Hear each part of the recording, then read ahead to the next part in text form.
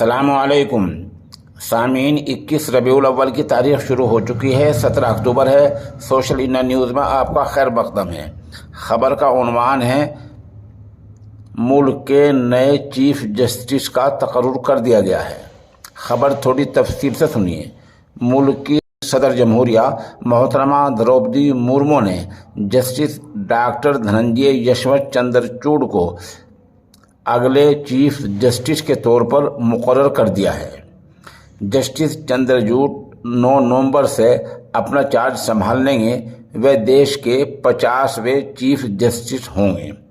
मौजूदा chief justice U U Lalit का जो वक्त है वो 8 नवंबर को पूरा हो रहा है। 8 नवंबर को पूरा हो जाएगा। जस्टिस चंद्रचूड़ की जो मुद्दत है वो 2 साल की होगी। वे नवंबर 2024 तक मुल्क के चीफ जस्टिस के ओहदे पर रहेंगे। बता दें कि आमतौर पर चीफ जस्टिस उसी को बनाया जाता है जो अपने मौजूदा वक्त में सबसे ज़्यादा सीनियर हो।